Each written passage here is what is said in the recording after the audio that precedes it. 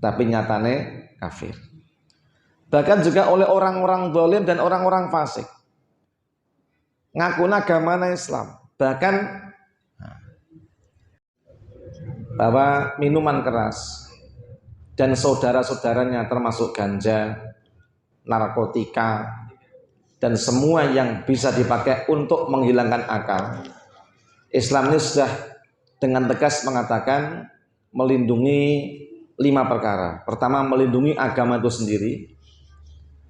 Maka diperintahkan kita berdakwah, berjihad di jalan Allah, membangun syiar-syiar agama, pengajian seperti ini, membangun masjid, musola, dan sebagainya. Kedua adalah melindungi jiwa, maka diharamkan kita membunuh. Yang ketiga, melindungi keturunan, maka dilarang kita berzina. Kemudian melindungi akal sehat, tidak boleh kita meminum minuman yang memabukkan, ataupun juga makan, bahkan juga mungkin mensuntikkan zat ke badan kita, morfin dan sebagainya, atau obat bius. Kemudian juga untuk melindungi harta, dilarang mencuri. Ini dilarang mencuri harta orang. Ini adalah dalam perlindungan kaum muslimin. Nah, sementara yang kita lihat holy wing itu, holy itu jadi kan suci, wing itu sayap, nganyel kita nang. Mereka bikin satu nama yang benar-benar ini membalik kenyataan. Miras sebut mereka holy, wing itu adalah sayap. Nah, ini wing ini malaikat, lebih kepada sayap malaikat. Sekarang itu sudah banyak pelecehan-pelecehan yang dilakukan oleh orang-orang, pertama orang-orang kafir. Siapa kafir? Orang yang tidak beriman kepada apa yang diimani oleh kaum muslimin disebut orang kafir. Bisa oleh kafir ahli kitab, Nasrani Yahudi. Bisa kafir dari golongan wasaniyun, penyembah berhala. Ini. Bisa juga orang kafir yang ateis, tidak kenal Tuhan sama sekali. Kemudian juga pelecehan oleh orang-orang, disebut orang-orang munafik, mengaku iman tapi nyatane kafir. Bahkan juga oleh orang-orang zalim dan orang-orang fasik, ngaku agamanya Islam, bahkan KTP ini tulisannya ya Islam, tapi kerjone neng Hollywood, ikut meramaikan promo yang dilarang dalam agama kita. Nah, uang muslim itu kan tegas. Islam itu tidak boleh minum minuman keras, bahkan tidak boleh bekerja di tempat pembuatan minuman keras. Bahkan kita tidak boleh jualan miras. Tak boleh kita jadi karyawan orang yang berjualan miras. Tak boleh kita minum, bahkan menyediakan minum haram. Kalau ini bukan khamr, Pak Slamet menyediakannya adalah sunnah. Saya minumnya juga adalah sunnah. Bismillahirrahmanirrahim. Alhamdulillah.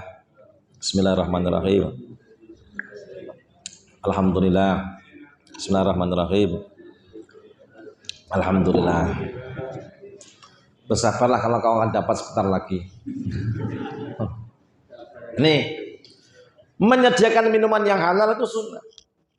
Tapi menyediakan minuman keras hukumnya haram, bahkan dilaknat oleh Allah. Yang menyediakan minum juga dilaknat, yang minum juga dilaknat. Bahkan saya ngancani ngombe ya dilaknat. Nah, maka monggo kita benar-benar takut, berhati-hati, waspada. Jangan sampai ngaku nih muslim dan kerjone yang tempat-tempat yang dilarang oleh Allah Subhanahu wa taala. Ingat apa yang dimuliakan Allah Subhanahu wa taala. Orang-orang yang meminum atau mengkonsumsi miras itu bisa berakibat fatal untuk dirinya. Kenapa? Nah, pertama, amalannya tidak akan diterima oleh Allah Subhanahu wa taala. Salat kita ditolak oleh Allah. Bahkan puasa kita ditolak oleh Allah. Sampai haji kita pun ditolak oleh Allah. Kenapa? Sebab minum yang dilarang oleh Allah. Dasarnya apa? Nah, dari Abdullah bin Amr radhiyallahu anhu bahwasanya Nabi SAW bersabda, al-khamru ummul khaba'is, faman syaribaha lam tuqbal salatuhu arba'ina yauman fa in mata wa hiya fi batnihi mata maitatan jahiliyatan. Rawahu At-Tabarani dalam Al-Awsat.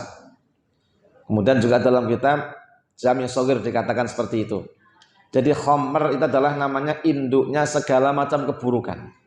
Maka barang siapa meminum khamr tidak diterima sholatnya. Nih, listen carefully, dengarkan baik-baik. Siapa meminum khamr maka sholatnya tidak akan diterima oleh Allah Subhanahu wa ta'ala. Arba'ina yauman 40 dina. Padahal wis bacot seneng ngombe. Ora nganti 40 dina wis ngombe. Fa in mata wa hiya fi batni, dan barang siapa meninggal atau mati di dalam perutnya ada minumannya, apalagi penyebab kematiannya adalah khamr, kan? Maka akhirnya dia mati. Kalau basa Jawa jenenge bongko, diobong neng neraka. Jenenge bongko, artinya diobong neng neraka. Maka mata maitatan jahiliyah. Pantas dikatakan bongko, kenapa? Karena dia matinya mati jahiliyah. Sebagaimana matinya orang tidak beragama, tidak beriman kepada Allah Subhanahu wa taala. Nauzubillah, summa nauzubillah. Ojo nganti nyedaki minuman keras. Sing biyen wis tobat mandeg grek ora berani meneh. Bujukan godaan dengan keuntungan apapun dan iming apapun jangan pernah melakukan. Kenapa? Nek matine mati tidak beriman kepada Allah. Nauzubillah min dzalik. Nomor 2, bahwasanya bagi orang yang meminum minuman keras ini dosanya podo karo penyembah berhala. Dosane mendem karo nyembah berhala itu podo gedenya. Nyembah berhala itu kafir apa ora? Berarti kalau jenengan minuman keras itu hilang agama. Maka la yasriku syarik hina sifa mu'min. Tidak akan mencuri seorang pencuri manakala dia mau mencuri dia beriman. Wala yasni zani hina sifa mu'min. Tidak akan mungkin orang itu berani berzina manakala dia berzina masih punya iman. Wala yasrabu syariful khamr, dan tidak akan mungkin untuk mau menenggak miras manakala dia mau meminumnya dia ini punya iman. Makanya orang yang berani meminum minuman keras sudah dianggap tidak punya iman. Nah kita sambun biyen zaman ben wis tau nglakoni wis tobat Allah hapuskan, jangan diulang lagi. Kenapa? Dosanya tambah gede meneh. Qala Nabi sallallahu alaihi wasallam an Abu Hurairah mudminul khamri kabiti wasanin. Nah, peminum khamr itu seperti penyembah berhala. Hadis Ibnu Majah sahih, dan dengan tegas ayat ini peminum khamr itu sama dengan penyembah berhala. Berarti orang duwe iman. Ngakune muslim kok mendem, berarti dia itu telah menghilangkan agamanya, diganti dengan kekafiran begitu. Nah, kalau sampai kemudian dia mati dalam keadaan menenggak miras, maka dia tidak akan dimasukkan ke dalam surga oleh Allah Subhanahu wa taala. Jadi pemabuk sing bola bali mung mendem ae ra gelem tobat, nek ngantek mati maka kata Nabi ngan Abi Darda anin Nabi sallallahu alaihi wasallam qala la yadkhulul jannata mudminul khamri. Tidak akan masuk surga para pemabuk atau penenggak minuman keras. Nek mabuk laut, mabuk perjalanan itu beda.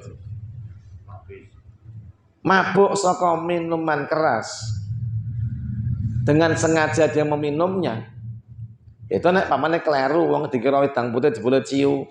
Neng mesine wong iki nek ngerti rasane ciu itu ditokke itu. Ambune ta, berarti nek ada yang teruske berarti tahu pengalaman biar oh iki ciu iki teruske ya gitu. Iya toh. Harus tahu ngerti ciu masa teruske dhek jenenge mong apa kuwi. Gitu. Nek wis pengalaman mesine ngerti kuwi ditinggal kok malah wah nostalgia iki gitu. Bacot. Kalau kamu tahu itu ciu ditokke itu dosa murah. Diteruske gitu loh. Hilang dosamu. Tapi nek tak teruske tanggung itu sih masalah. Nih, jadi sekali lagi hati-hati nih. Orang yang menenggak minuman keras, pemabuk itu tidak akan masuk surga. Ancamannya ngeri. Hanya pantas ulama-ulama Jumat itu tidak mau mensolatkan orang pemabuk. Kenapa? Orang kacek. Disolatno ora untuk syafaat, disolatno ora untuk pangapura. Ana nggone ning jero neraka. Dogah nyolati. Meskipun yo ono sing nekat nyolati. Nah, tapi jelas pemabuk ini adalah benar-benar tidak akan masuk surganya Allah Subhanahu wa taala. Kemudian merusak akal, jelas. Khamr ini merusak akal. Bahkan terang akal toh merusak organ-organ tubuh manusia. Jadi khamr ini orang mau merusak akal, tapi apa? Tapi juga merusak organ-organ tubuh manusia karenanya, gitu kan? Karena dia memabukkan dan merusak, berarti dia ini merugikan. Maka yang merugikan itu diharamkan dikonsumsi. Kullu muskirin khamrun. Setiap yang memabukkan, yang memang dibuat untuk membuat orang mabuk disebut dengan khamr. Wa kullu khamrin najisun, dan setiap yang memabukkan itu najis. Makanya akhirnya apa? Dan setiap yang memabukkan sedikit ataupun banyak itu adalah diharamkan oleh Allah Subhanahu wa taala. Nah, sing takon, ini minuman mengandung alkohol. Nah, aturannya berapa? Aturan disebut itu berapa persen? Jadi aturan dikatakan miras itu berapa persen? Ulama beda pendapat. Yang mengandung disebut alkohol, yang itu bisa memabukkan itu berapa persen? Berapa persen? Ada yang mengatakan maksimal kandungannya 2,5% itu masih belum disebut miras.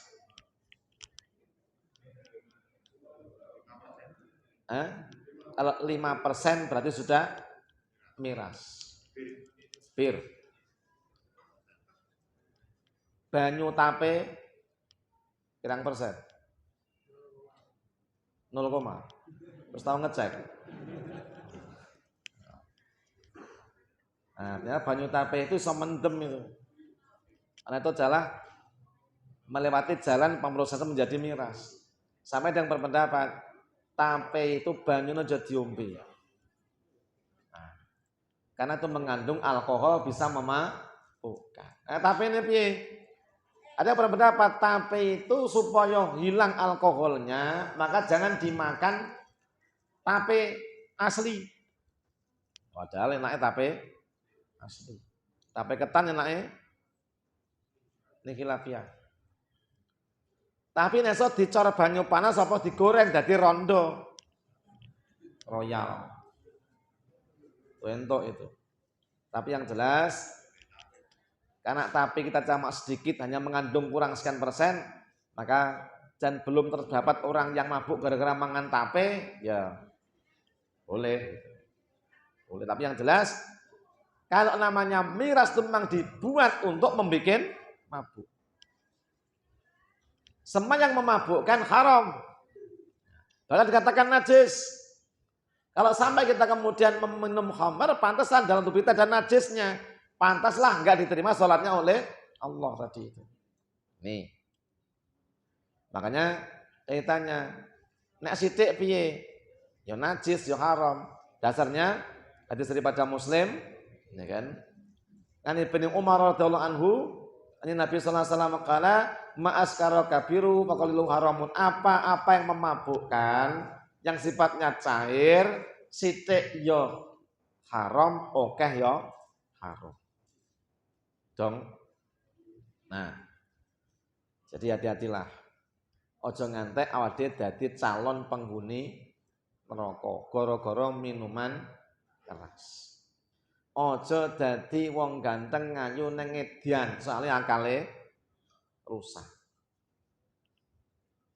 Wis elek sisan, edan sisan. Nah, itu wis rupane rapokro mendeman sisan. Tambah elek itu.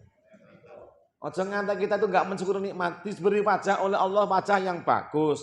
Kita disebut jadi menungso. Orang malah tok syukuri dengan kebaikan dan ketaatan, malah kau kotori dengan perbuatan dosa dan kemaksiatan.